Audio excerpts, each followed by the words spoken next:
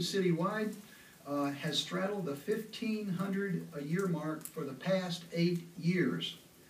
9 years into Bloomberg's tenure, it remains difficult to discern what effect his administration's gun control efforts have had.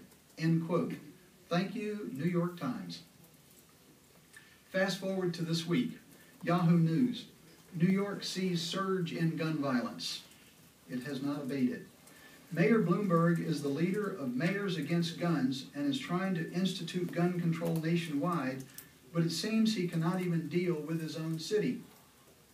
He attempts to sell his, what I call, failure recipe as a diversion from his own problems, and just like Biden, he doesn't know what he's talking about.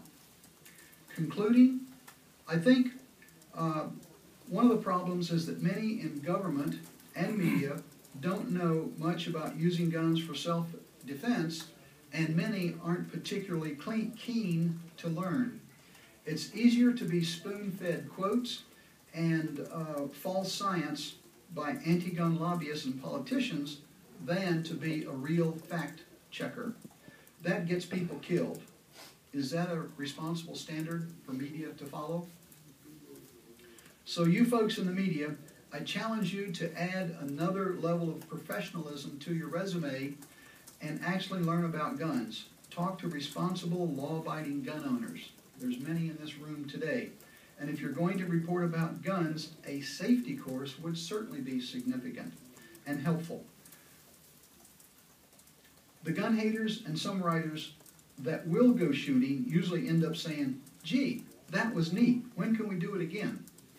I say, you can be armed if you want to, but be trained in case you need to be. I think it's also important to understand the freedom component to this discussion.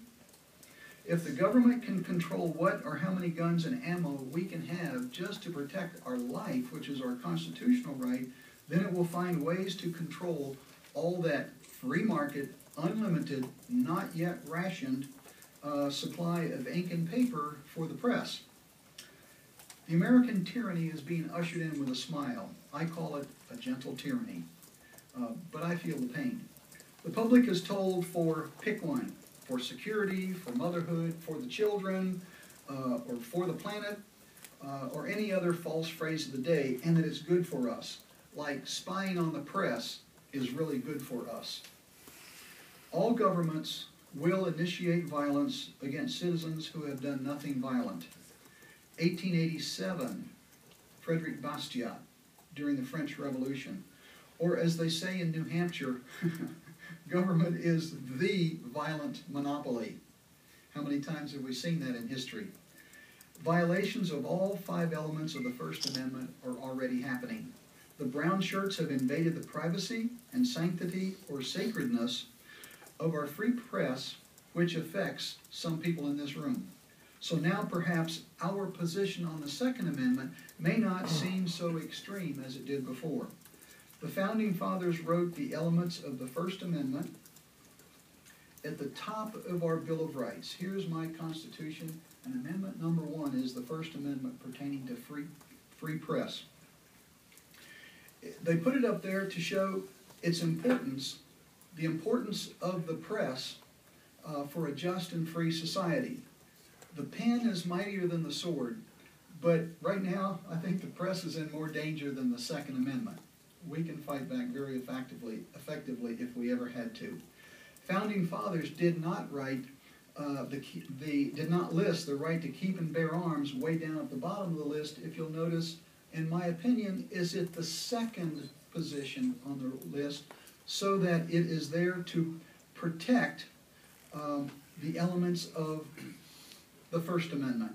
A truly free press, an honest press, will protect the rest of that Bill of Rights.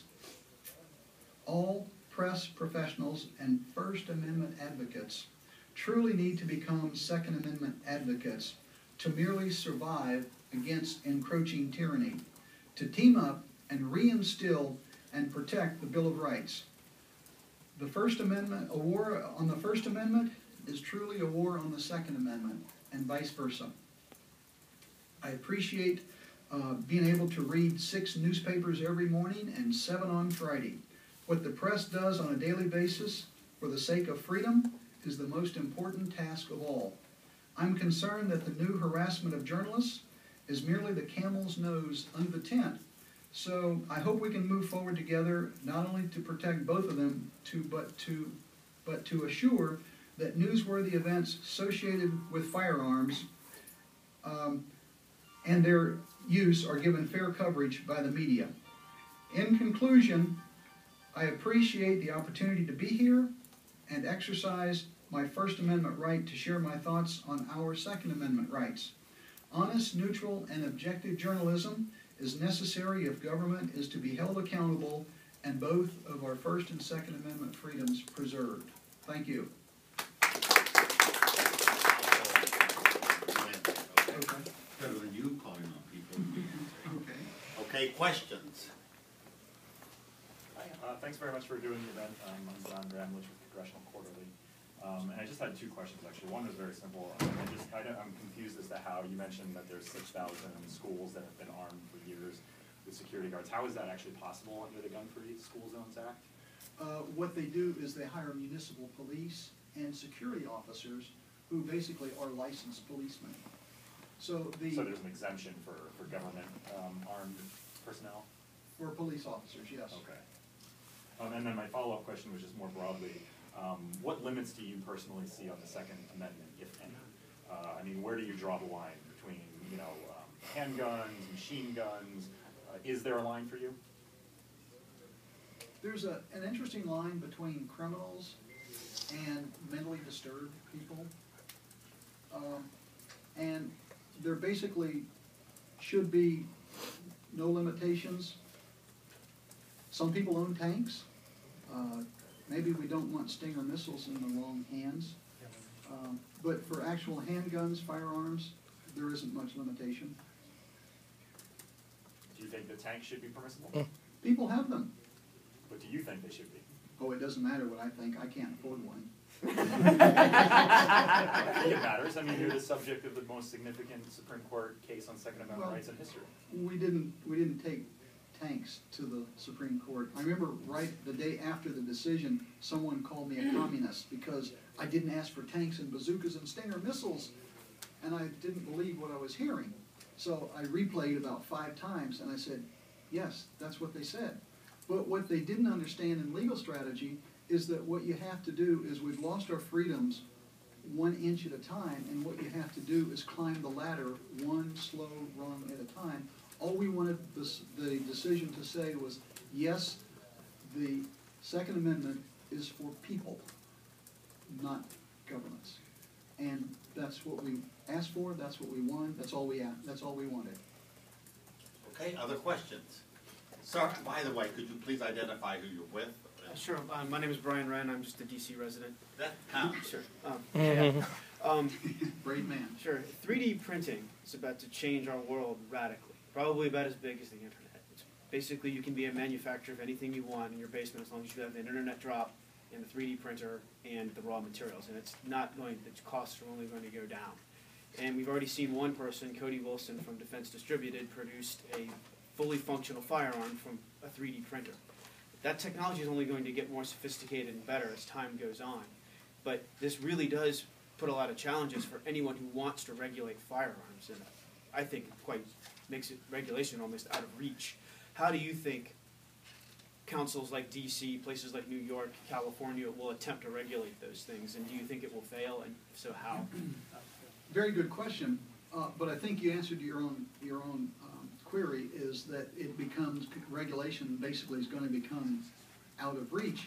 And as long as there's a free market, people really don't need to use that. And it will probably cost more to produce a metal one later on as technology advances than to buy it off the shelf. And as we know with drugs, any war on drugs just makes the product more readily available and with a lower price. So if anytime there was the figures for Australia that I brought show that murder didn't change much after they took all the guns away from the citizens in Australia. And surprisingly, the murder with firearms didn't drop